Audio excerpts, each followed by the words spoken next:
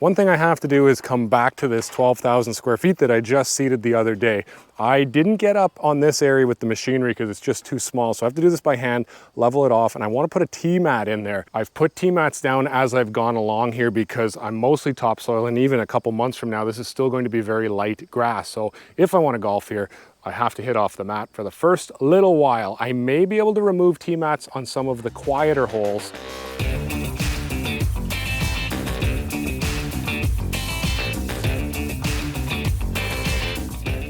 I'm glad I didn't have to do the entire area by hand. That took some time. This is about 250 square feet. It's probably one of my larger tee boxes, so I might not need this mat here long term. I know some people turn up their nose at this artificial turf here. I'm a turf guy. I like grass.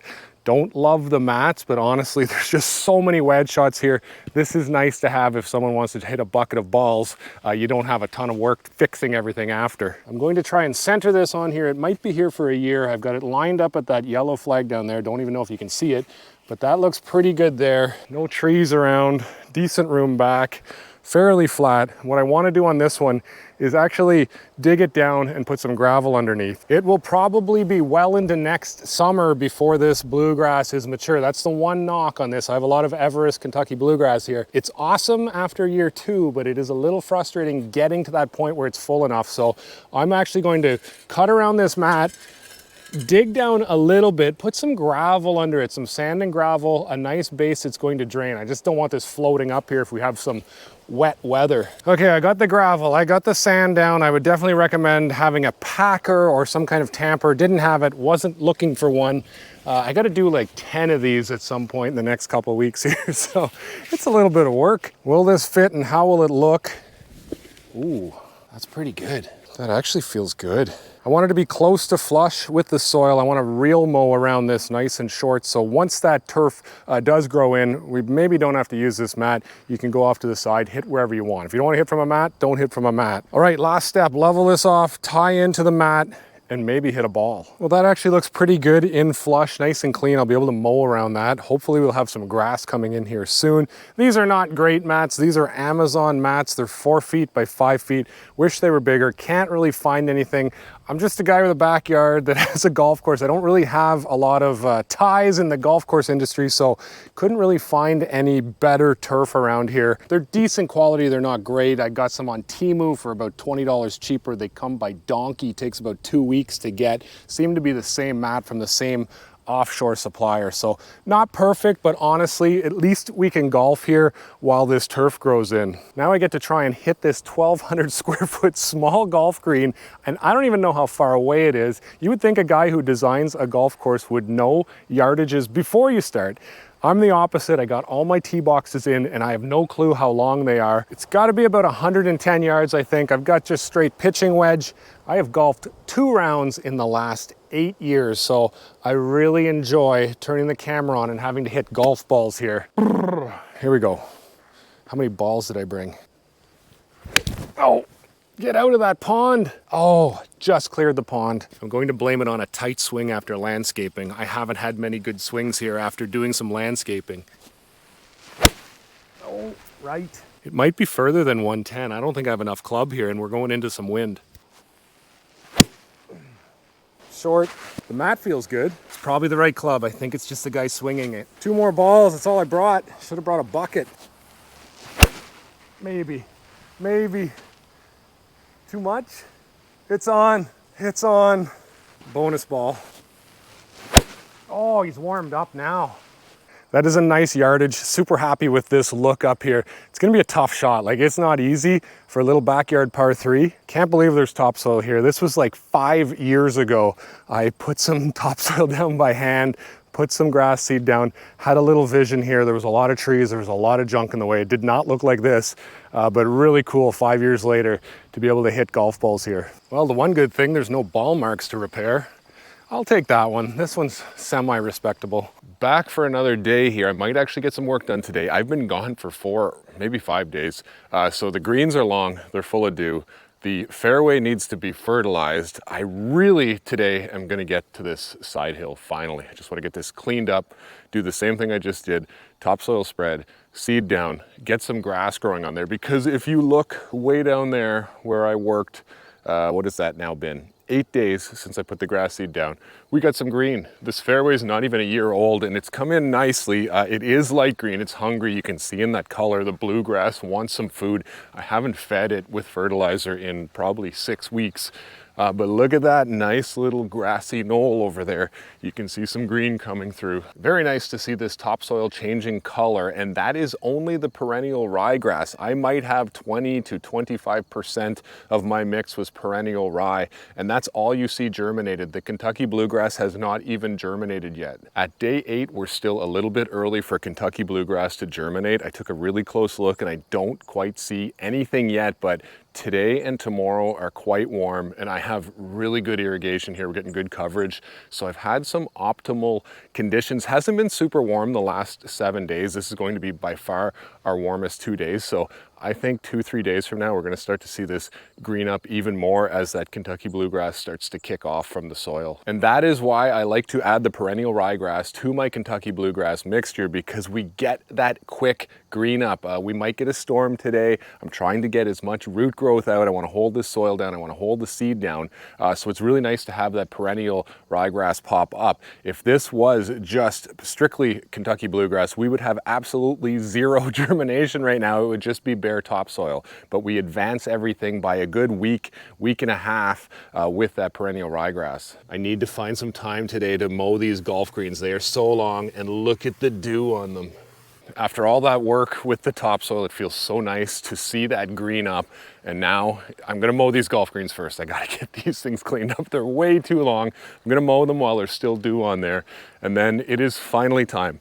The final-ish part of this property is over here. Might do a little bit more work over here next year, but for the most part, I just want to get this cleared up, get this topsoil super smooth again, just like we did, get that seed down, and then, 8 days from that point, we'll have this greening up and it's going to start to really look complete here.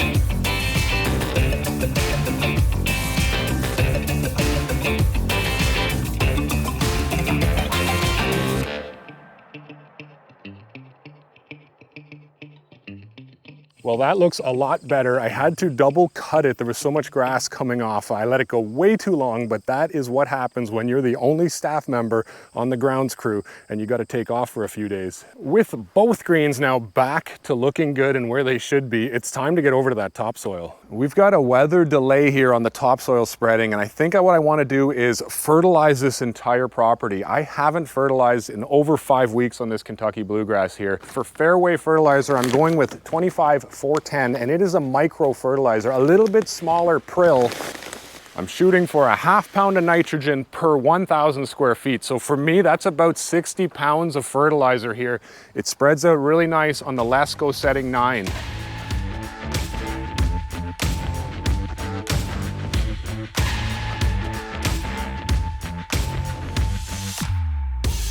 Finally, time to tackle this area here. I talked about this a video or two ago. This is my original tee box to this place. 5 years ago, planted this grass seed by hand, watered it with a watering can. We didn't even live here. This was just an abandoned property.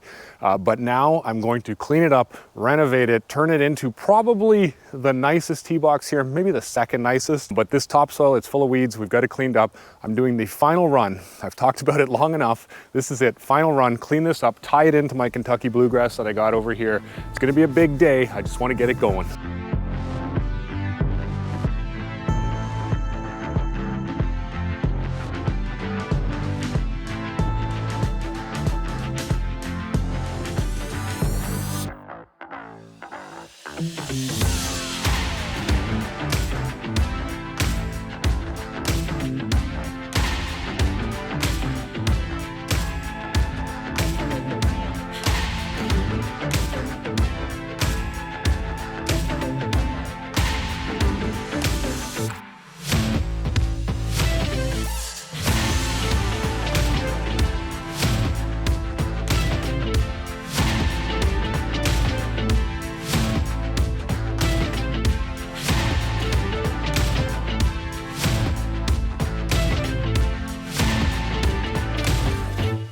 Still too windy to seed. We've got a north wind coming right down the river. It is freezing actually.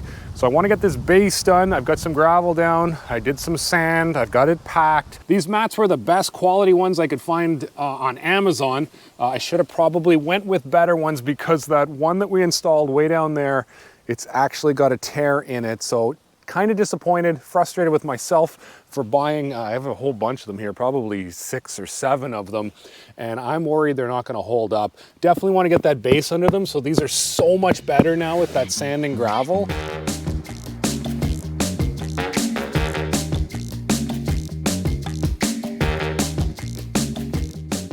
Irrigation, time for my last zone. I have a monster 10 zone irrigation system. I did a standalone video last summer. If you want to do your own irrigation, you can save a ton of money. I use this 1-inch poly pipe. My rotors are from Hunter, I-25s. I like them. I don't get paid. I didn't get anything for free. I just bought these myself. I think the I-25 is a really nice rotor. All the ones out there last year have been working great. So that's what I'm going with. Use whatever you want. So with that final rotor, it's actually going to cover some of the lawn here. This is the front lawn. I've neglected it. I think I did one video on that this year. It is 100% Kentucky Bluegrass in year 3. So we're about to put down some Kentucky Bluegrass seed. It takes a long time to look good. And I'm more comfortable with that now because I've gone through with this front lawn 3 years ago.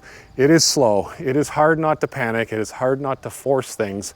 But honestly, with bluegrass, you just got to give it time. So next year we should have a perfect bridge as we get the old lawn in with the new golf course. This is a Dawn redwood. Pretty cool story behind these redwoods. They thought they were extinct, found them, I don't know, 50 years ago, and now they're a commercial tree. One of the oldest trees around. They were around when the dinosaurs were around. And I'm way up here north in zone 4B. And I can't grow a lot of cool trees that you guys in the south can. I'm jealous. Just want to get some mulch around here before we test out the sprinklers. I'm not mowing anything just yet, but I need to make some room to mix up more seed because I'm going to put the seed down this morning. I waited last night. It was just too windy. Got a nice day today. But now that we're over here, we might as well take a peek at the seeding project from the last video. It is day 15 since I put the seed down, and look at that. It is pretty green here. That mound over there looks so good behind the green.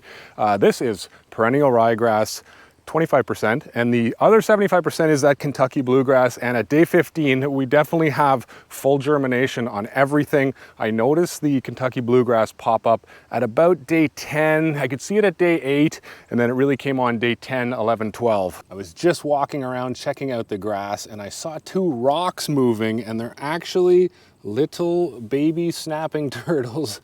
We had all those turtles on video earlier in the year. They came out of the river. They lay eggs all over this property, a lot of times in the compost pile. These guys had to be just born. They're walking side by side towards the river. I'm gonna put them down and let them be, but that is pretty cool. Well, this is crazy and perfect timing. I did not expect this, never seen this in my life. They're actually coming out of the hole where the adult, I can see 2 down there. The female turtle would have laid eggs right here back in June, I think they were coming out. 2 guys here, 4 guys over there. I'm gonna leave them be. I just wanted to show you this because I've never seen it in my life. This was perfect timing to come out and walk over the lawn to check it out with the camera. And here we have snapping turtles popping out of the ground. Super cool. I got sidetracked with those turtles. There has to be 30 of them that have come out of the ground. That is some National Geographic type stuff. But I gotta mix up my seed. That's what we came here for. Here's some Everest Kentucky Bluegrass. And yes, I kind of just eyeball things. Champion perennial ryegrass, I shoot for about 25%. I'm going to put a little bit more down because I'm on that hill. I really want that ryegrass to pop up quickly to hold down the soil. And then we just mix it up. Ready to go with the seed, and that wind's kicked up a little bit. I'll have to watch that. But for seeding rates for Kentucky Bluegrass, if you were doing straight monostand Kentucky Bluegrass, you'd be about 2 to 3 pounds per 1,000 square feet. For perennial ryegrass, that seed's a lot larger, so you need about 7 pounds per 1,000 square feet. For me, with this custom mix, I'm gonna shoot for 4 to 5 pounds per 1,000, and that's been working really well for me. Once you use the same spreader a couple times, you start to know your seeding rate, and with this spreader on setting 9, it throws down a really nice even coverage of seed. And I like to do a double pass. So I'm gonna go this way along the hill, and then I'm gonna come straight back up. And by doing that, I should not miss any places. That went down nice and easy, a nice double pass. Should have good coverage. I went a little bit heavier because I am on this hill. I don't love seeding slopes and hills. If I had more budget here, and if I was the guy that didn't have to lay it, I would have got sod for this hill. Would have been nice, but it's just too costly and it's a lot of work. So gonna go with the seed, put a little bit extra down, and I think in case I get some washout, I'll still have enough up top. And next step, I'm going to take that steel fan rake and drag it across here. Gonna do the whole thing. It takes a little bit of time, but it really gets that seed deeper into the soil. And then at the end, I'm gonna come across with the roller and press that soil down, and that's gonna really hold things down here. And with some sloped areas, I like to rake across here. Those little fingers of the rake, maybe, just maybe, it holds the seed onto this hill instead of raking down and just making a slide for the seed to move. It's hard to believe that I've raked the entire property here with this rake after I seeded, but honestly, the results are right out there. That's why I do it. It takes a little bit of time, but it looks so good, nice and clean, and we've got that seed underneath the soil. It just looks so good after a raking. That is when you want to take your pictures for your baby grass photo album. I can't be the only one who does that, am I?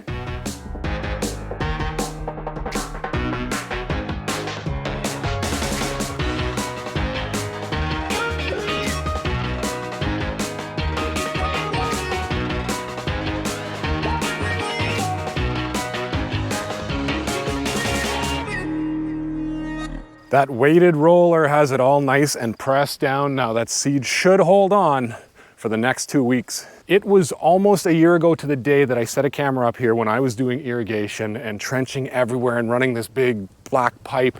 It was crazy. It was a ton of work. It was late summer. It was super hot.